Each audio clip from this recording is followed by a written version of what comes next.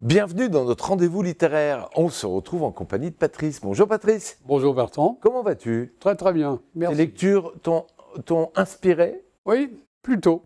Eh bien, on va découvrir ça ensemble. Aujourd'hui, il nous emmène dans un univers empreint de mystère et de résilience, mais aussi d'émotion, avec Le Refuge aux roses de Marie-Bernadette Dupuy. Patrice, c'est la première fois qu'on découvre un ouvrage de Marie-Bernadette Dupuy. Oui, et pourtant, elle en a écrit plusieurs. Hein. J'en ai au moins 6 là, qui ont été écrits par elle. Mais c'est la première fois que je la lis. Bah, tu nous diras tout à l'heure, à la fin de cette rubrique, si ça t'a donné envie d'en découvrir d'autres. Un roman qui va vous plonger au cœur d'une intrigue poignante, mais aussi captivante. Patrice a lu ce livre pour nous et il partage ses impressions avec nous. Patrice, quand tu as lu cet ouvrage, qu'est-ce qui t'a le plus marqué? Le style, l'atmosphère ou l'histoire du livre? Moi, je suis attiré par les histoires, mais elle est particulière puisque c'est la rencontre entre deux dames, deux femmes qui ne sont pas de la même génération et dont elles ont toutes les deux quelque chose de particulier. Comment est-ce que tu décrirais le ton qu'on emploie dans ce livre? Est-ce que c'est un ton plutôt mélancolique, romantique ou mystérieux?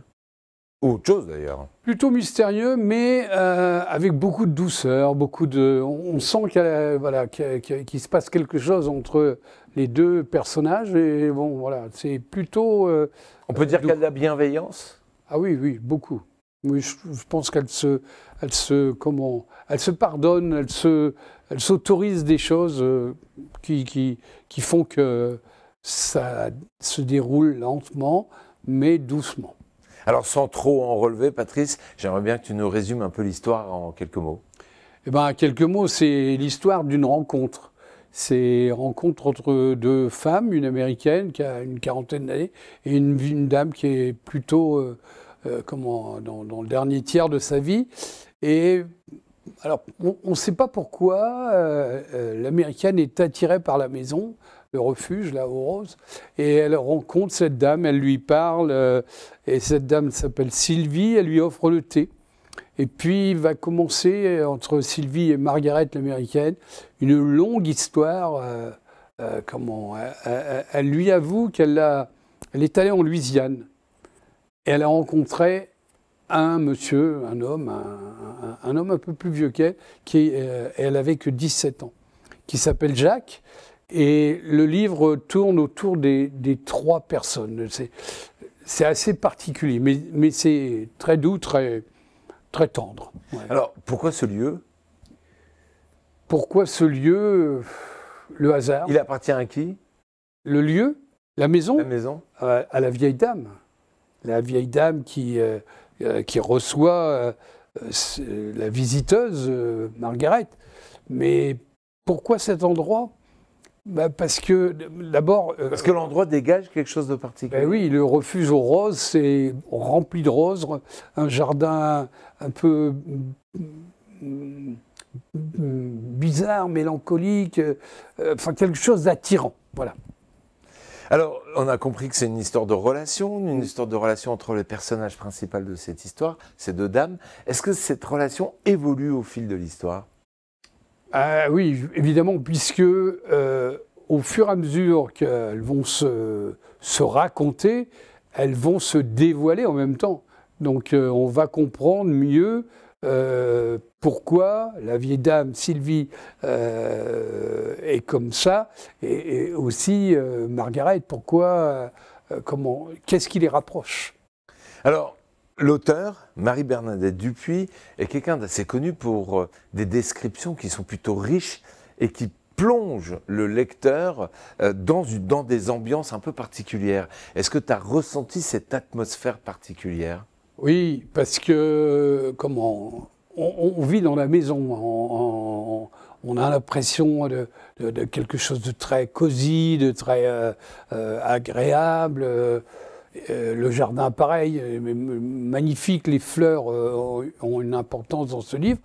Mais tout est centré autour de cette histoire, de cet inconnu, Jack, qu'elle a rencontré en Louisiane. Et sans rien dévoiler, c'est important, très important. Et elle a envie de... C'est une question de relation amoureuse ou c'est plus la personnalité de Jack? Non, c'est une relation qui bouleverse amoureuse qu'elle a eue, elle, avec ce monsieur, ce Jack. Et tout au long de ce livre, en fait, il n'est jamais là, mais il est présent tout le temps. Alors, Marie-Bernadette Dupuy nomme ce livre « Le refuge rose ». Est-ce que ce lieu aurait pu être un autre? Est-ce que ça aurait changé l'histoire? Ma question, c'est, est-ce que le lieu est vraiment très important au cœur de cette histoire? Je crois vraiment, parce que dans un appartement, ça n'aurait plus la même saveur, ça n'aurait plus le même goût.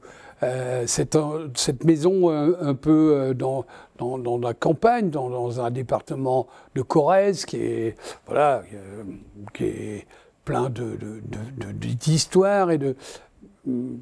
Je ne pense pas qu'on pourrait écrire le même roman ailleurs. Finalement, le lieu est un déclencheur. Il est propice à ce que ces deux femmes se livrent l'une à l'autre. Je ne pense pas qu'elle serait rentrée, par exemple, Catherine, elle ne serait pas allée dans un appartement. Là, elle a été attirée par la maison au départ.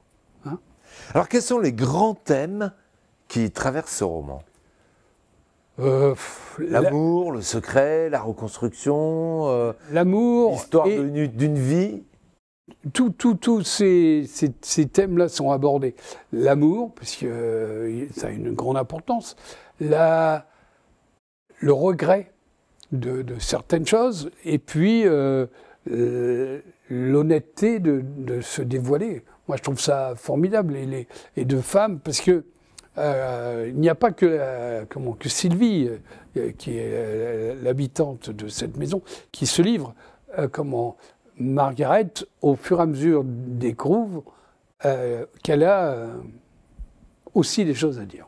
Ah, donc c'est une situation où finalement, une vient raconter, mais finalement les deux ont besoin de se parler.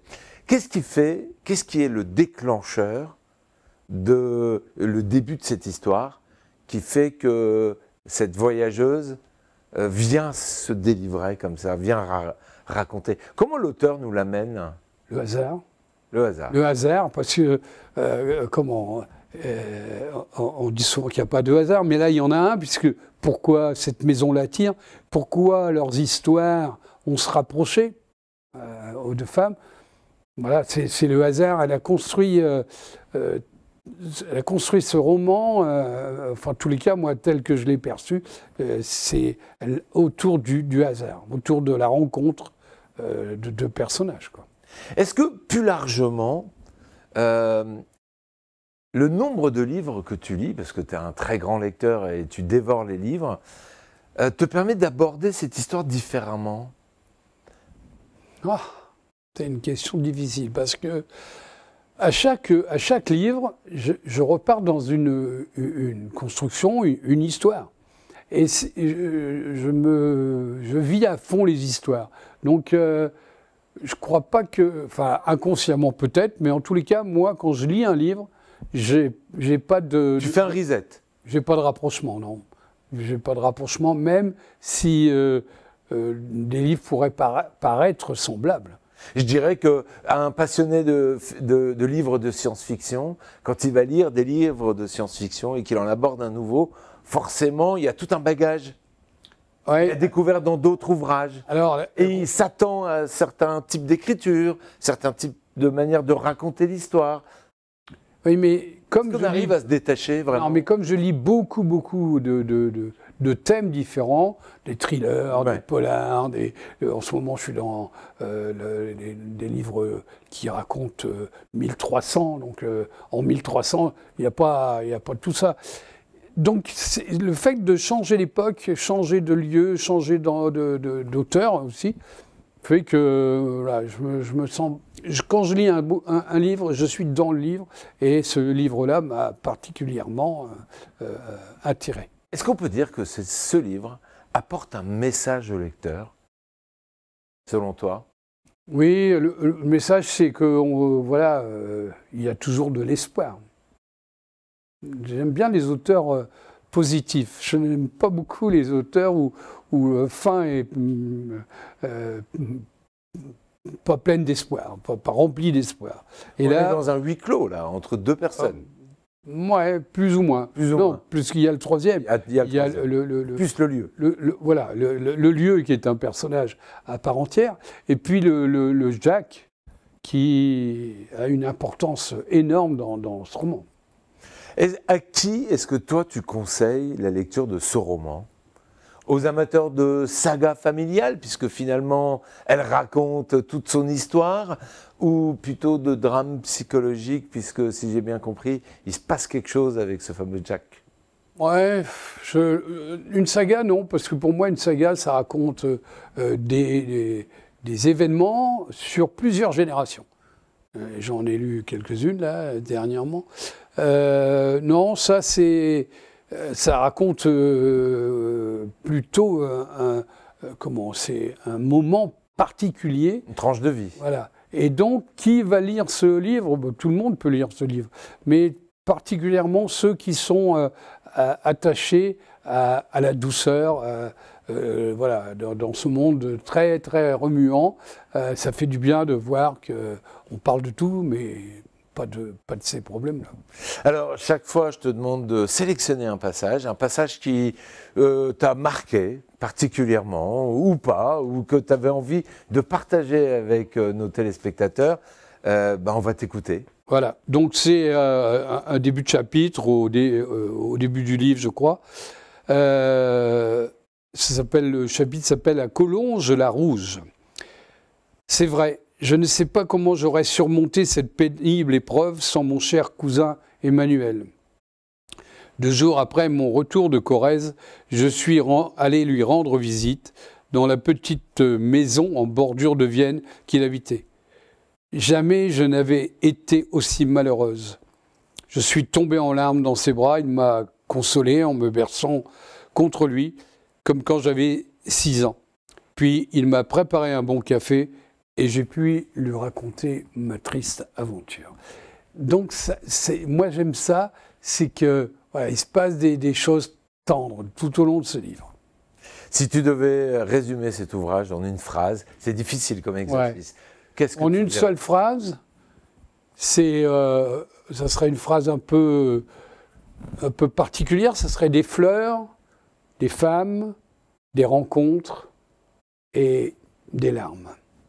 Joliment dit. Merci Patrice pour ce partage passionnant. Le refuge aux roses de Marie-Bernadette Dupuis est un roman qui ne vous laissera pas indifférent. On le retrouve chez qui, Patrice? Alors, c'est un roman qui a été édité au livre de poche, en poche évidemment. Hein, vous savez que j'ai une attirance maintenant pour les livres de poche parce que c'est pas cher et accessible. Et c'est la même chose qu'un beau livre. Alors, si vous avez envie de découvrir l'ambiance mystérieuse et l'atmosphère envoûtante de cet ouvrage, nous vous invitons, Patrice vous invite à le dévorer rapidement. Et nous, on se retrouve très vite pour une nouvelle aventure littéraire. À bientôt, Patrice. À bientôt, Bertrand.